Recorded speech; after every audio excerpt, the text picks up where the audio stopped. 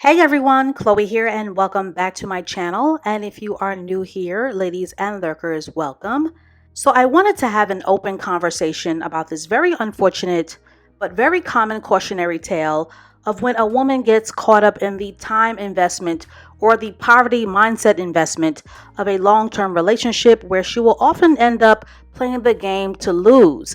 And when a woman gets caught up in the no benefits lie that is known as common law marriage, particularly as common law marriage is not only very difficult to prove in a court of law, but also isn't legally recognized or allowed in most American states. And common law marriage was abolished in New York State in 1933.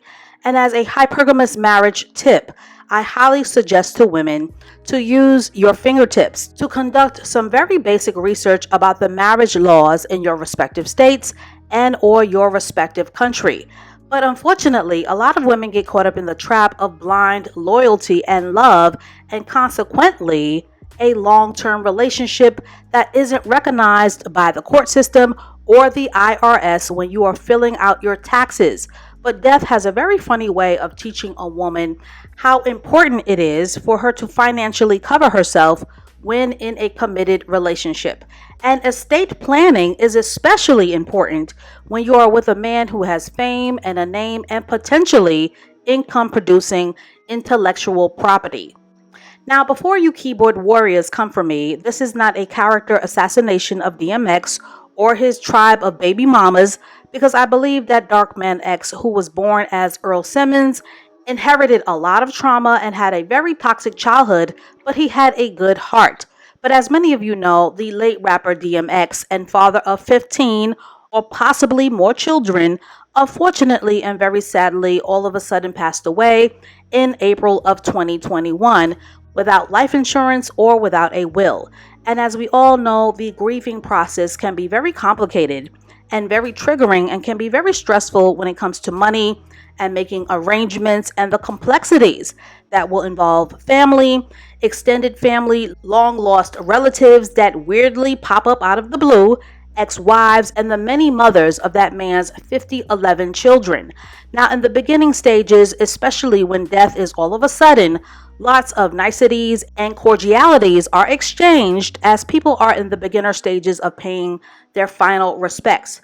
But eventually, when the mask of grieving is dropped, all of a sudden the pendulum swings as the mourning and the grieving very quickly turn into what will often become a very nasty exchange of emotionalism, entitlement, greed, competitiveness, jealousy, arguing, fisticuffs, and there will be a lot of what's in it for me and who gets what shenanigans from all kinds of family characters, as death and money and property and the inheritance game do not mix well in human nature, especially when the lines of demarcation and boundaries are not well defined by a last will and testament or an estate.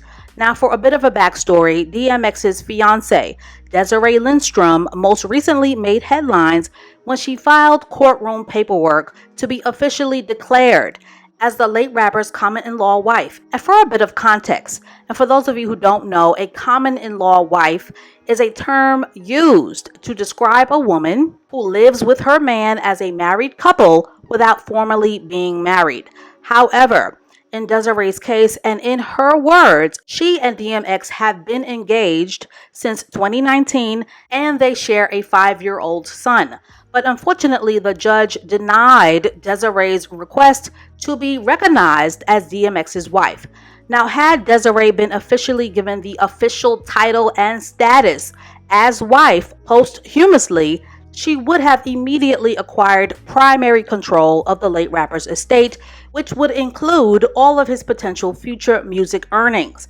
But because Mr. Earl Smith did not leave a will or a life insurance policy behind, things are now financially messy, and his fiancée and his now adult children, and more than likely his clown car of baby mamas, will now sadly be fighting and scrapping and acting on behalf of their own best interest to get their cut or to be named as administrators of Mr. Earl Simmons' estate.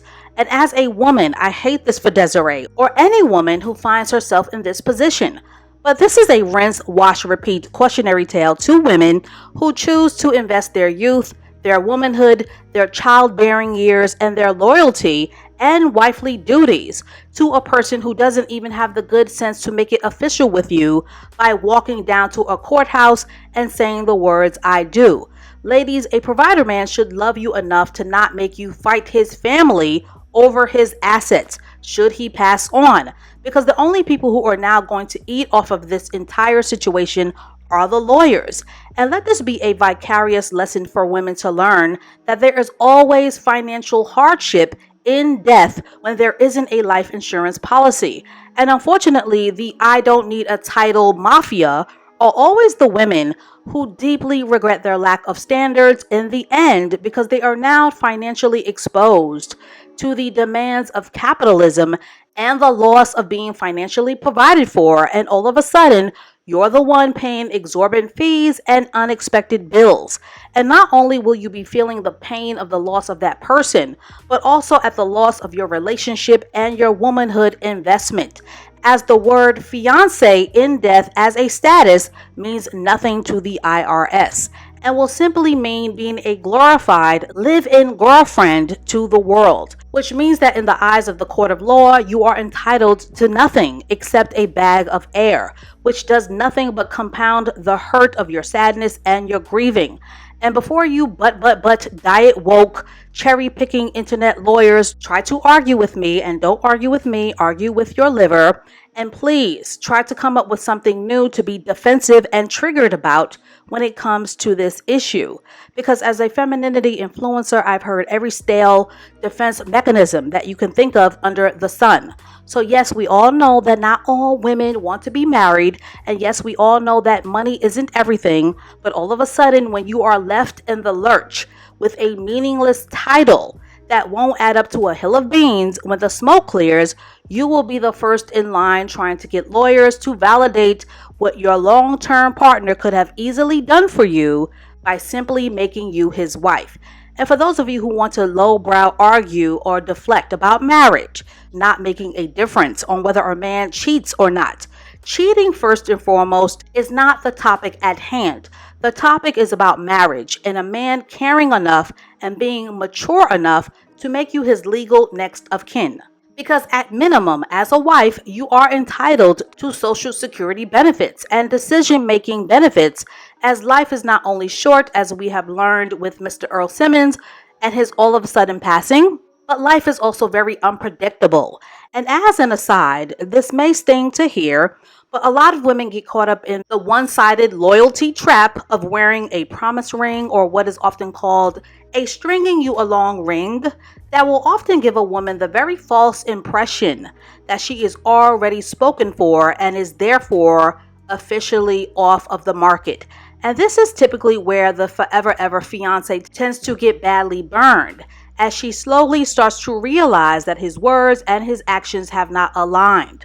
Now, I understand that some women have been dreaming about their dream wedding their entire lives and that they will need time and resources to plan a huge wedding bash. But if it takes 10 years and having a man's kid and your man having outside babies on you, as was and is the case with Desiree Lindstrom, then you are the woman who will be getting the short end of the financial stick. And as another aside, when a man drags his hide when it comes to marrying you, it is because he isn't sure that you are the one. Ladies, men are hardwired to be territorial. So if he hasn't asked you to marry him in a year, you aren't the one. And finally, if you aren't the one for him, that means he isn't the one for you. Very simple. But some women are very hardwired in their thinking, and they will often believe that love is supposed to be hard-earned and hard-won and long and drawn out and overly complicated to the point of humiliation, because somewhere in their lives they have been groomed to love the pick-me chase and the chaos that comes with the spirit of confusion. So trust me, ladies, when a man loves you and is for you, you will be the prize. You won't have to grovel and you won't have to beg, and you definitely will not have to wait on him like a loyal hound dog for him to crowbar you into his life so that you can become his wife. So that is all that I have to say on this for now. Ladies, it is very important for a woman to understand that when it comes to men, you must put yourself first. Because a man, a well-meaning man, a man who puts it down in the bedroom, or any man for that matter, will drag it and will placate you for as long as you will stand for it. So while being a fiance is something to celebrate, never ever get too comfortable at the fiance stage, because the longer that a fiance stage drags on, in the end, you will more than likely not receive any tangible benefits, and investing into a man without getting anything in return is just downright heartbreaking. And remember, ladies, an engagement ring, ladies, does not make you a wife. And until you hear, by the power vested in me by the state, you will be recognized by the state as a woman who is as single as a dollar bill. So, ladies, let's have a conversation. Who should be on the receiving end of a man's inheritance? His children or the woman who has been by his side? And as always, I look forward to reading your amazing comments below. And stay tuned for more cautionary tales to come. And I will catch up with you ladies and lurkers in the next one.